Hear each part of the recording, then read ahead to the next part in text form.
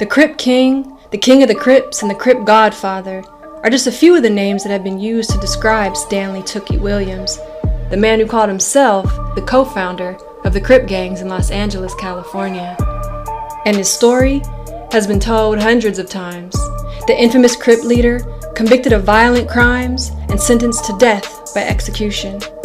But what many of the stories are missing is what happened before Tookie became a Crip, why he became a Crip, and the reason he later apologized for his part in creating the Crips.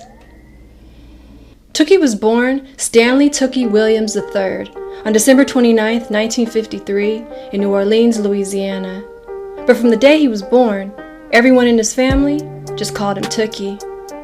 His mother was 17 years old when she had him, and his father left before Tookie's first birthday, leaving Tookie's mother to raise him on her own. But being a black woman living in the South in the 1950s, it was almost impossible for Tookie's mother to find a way to make good money. So in 1959, in search of a better life for her and her son, she and 6-year-old Tookie boarded a Greyhound bus headed for Los Angeles, California. When Tookie and his mother got to LA, they moved into an apartment on the west side of South Central. The apartment and the neighborhood looked beautiful from the outside. Green manicured lawns and rows of perfectly built 3- and 4-bedroom homes. But the neighborhood wasn't anything like it appeared to be, and was actually one of the most dangerous areas in all of Los Angeles, with high rates of unemployment, poverty, and street crime. Drugs, violence, prostitution, all of it was right outside Tookie's front door. The first time he went outside to play, he got into a fist fight with kids from the neighborhood who jumped him to see how tough he was. He was 6 years old. From that day on, Tookie learned that conflict and brutality was a regular thing in South Central. Every day he stepped outside, he'd witness different acts of cruelty and rage. Fighting neighbors, hustlers preying on the weak and vulnerable, and criminals violently taking what didn't belong to them. Everybody was at war over something. The cold and tough way of his neighborhood wasn't the only thing Tookie was subjected to as a kid. He also had to deal with racist 1960s police officers who would harass and attack South LA residents of all ages without cause. With constant exposure to violent behavior coming from all sides, Tookie's young mind began to believe that all the brutality around him was normal. He became desensitized, numb to it all, and he developed a do whatever it takes to survive attitude. While Tookie was getting an education in the streets, he was also attempting to get an education in the classroom. He was a good student. He was quiet, kept to himself, and enjoyed reading.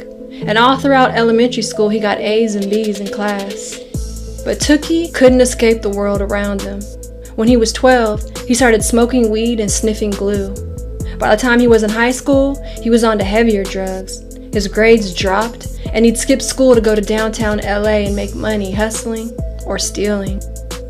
Tookie's mother tried to steer him right. When Tookie was young, she taught him the fundamentals of right from wrong. And as a punishment for bad behavior, he'd get regular beatings. And when Tookie got older, she would take him to church 2 and 3 times a week, and had him seeing a psychiatrist to treat him, because she believed there was something wrong with him, mentally. But there was nothing wrong with Tookie's mind.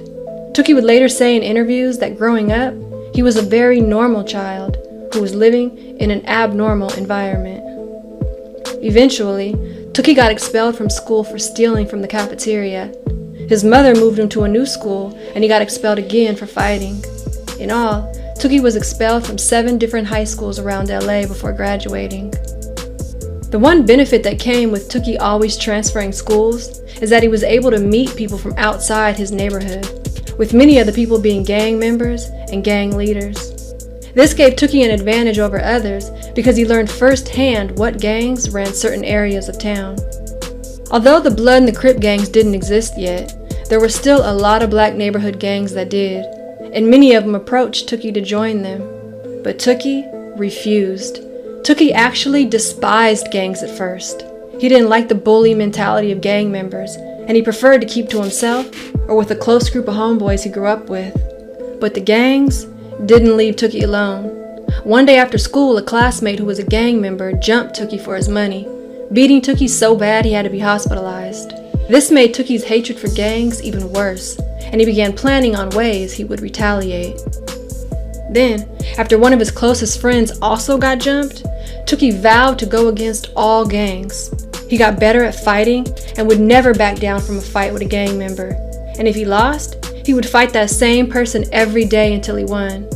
Tookie gained a reputation as being one of the best fighters in South Central Los Angeles, knocking people out with one punch. Tookie's determination to defend himself and friends from gang members was so strong that people from other schools and neighborhoods would come get him when they needed help or protection from bullies. As Tookie's reputation grew, so did his drug use. When he was 15, he overdosed on pills, downers that were called Red Devils, and he had to go to the hospital to get his stomach pumped. The day after getting out of the hospital, he was arrested and sent to juvenile hall for drug use. This was the first day of many Tookie would have at juvenile hall between the ages of 15 and 17.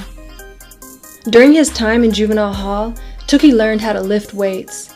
He became addicted to transforming his body and becoming bigger and stronger. He also obsessed over strategies on how he would use his newfound physical strength to continue defending himself, friends, and family against neighborhood gangs. Tookie's plan was to get out of juvenile hall and form a group that would challenge all the street gangs in the neighborhood. During his last reevaluation hearing before being released from juvenile hall, Tookie was asked by a youth counselor, "What are your plans once you're released back into society?" Tookie replied, "I plan on being the leader of the biggest gang in the world." And as soon as Tookie was released, he got to work on his plan, which didn't take long at all. He already had a loyal group around him that was ready and looked up to him, and with his growing reputation around South Central, his transition into a gang leader was never questioned. But Tookie's gang wasn't actually supposed to be a gang in the traditional sense. When they first got started, they didn't even have a gang name, and they didn't want to be associated with any street gangs. Their only mission was to retaliate and protect themselves from gang members who threatened them. And they carried out this mission daily.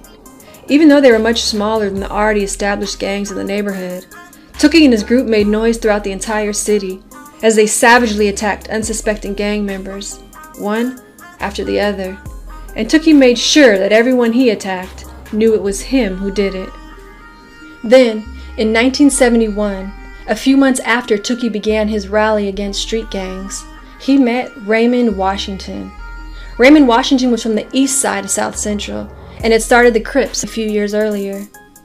After a few conversations between Tookie and Raymond Washington, the two decided to form an alliance between Tookie's group on the west side and Raymond's Crip gang on the east side.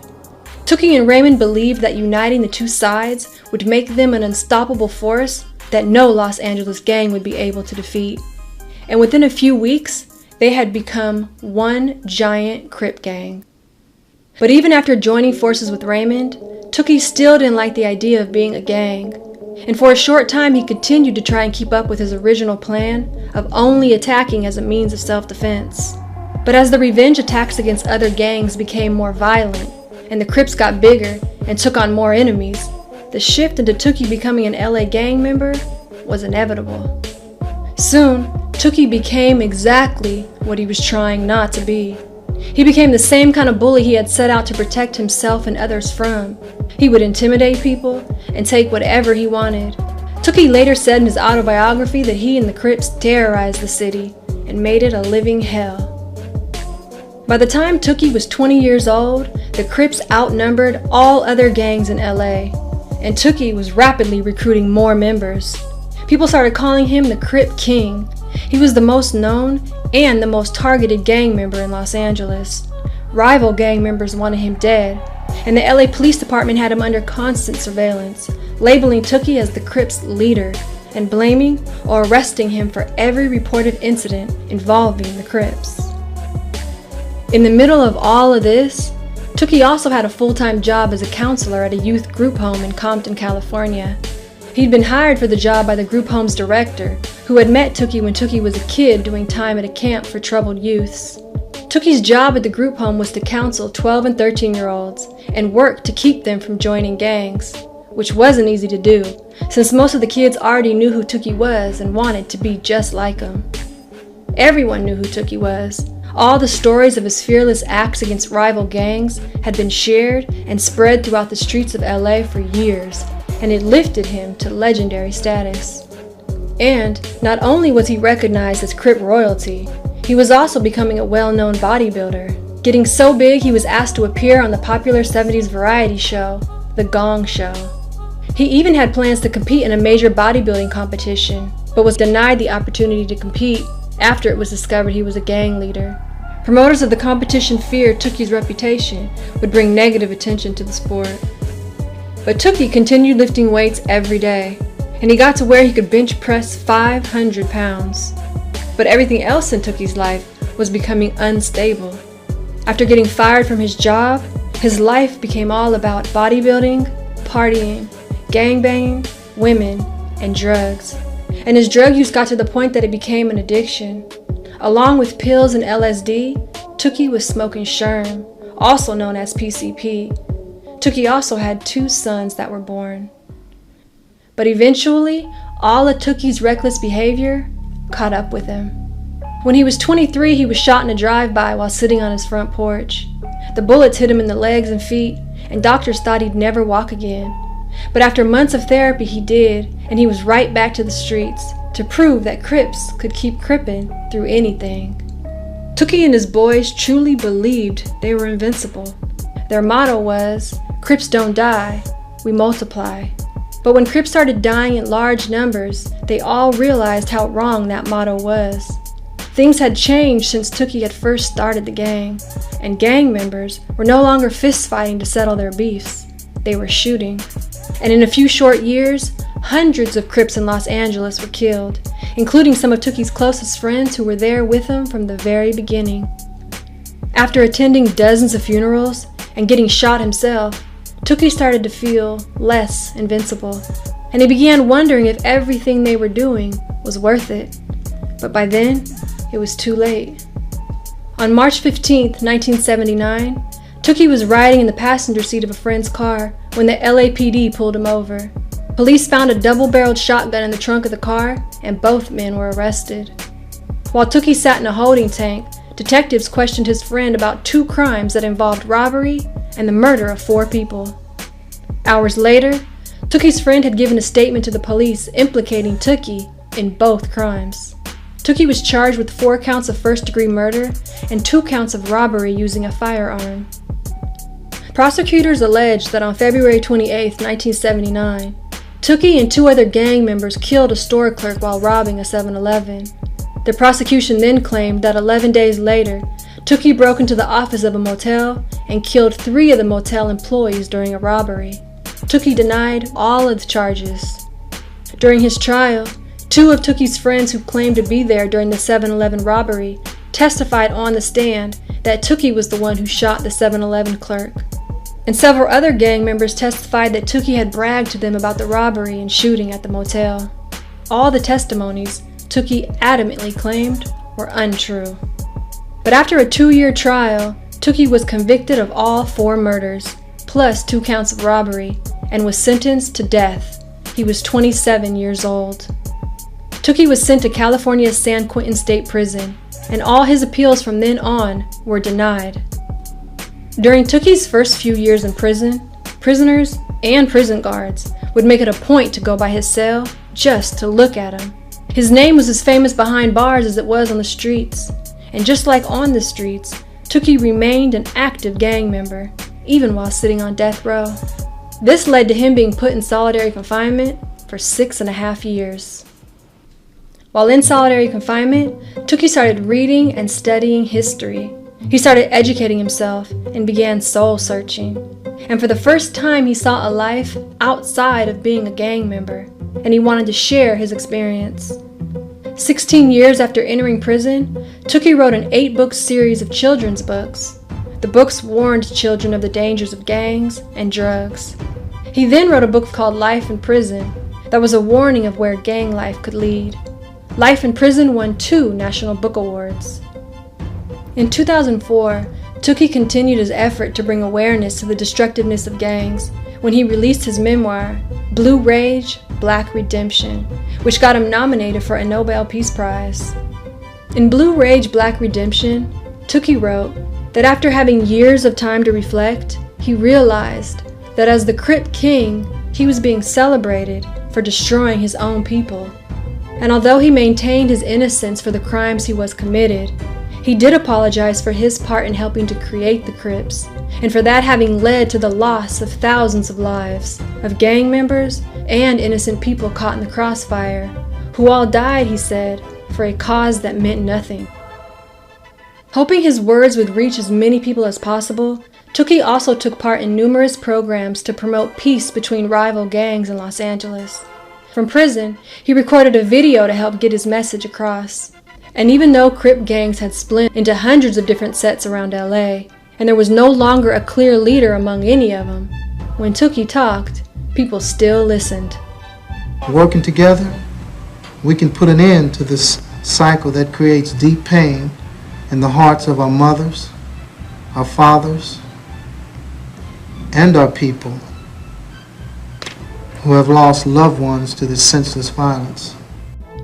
As Tookie displayed his newfound self and his path towards redemption, his opponents accused him of being insincere.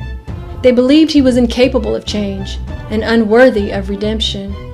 Many said Tookie was only claiming he changed so he could escape the death penalty. But prison advocates, friends, and people from the community believed and celebrated Tookie's transition, and they petitioned for years to get Tookie's sentence commuted to life in prison. And on the day of his scheduled execution, thousands of people showed up to San Quentin to protest outside the prison walls. But none of Tookie's legal requests were approved, and his final request for a stay of execution from the governor was denied.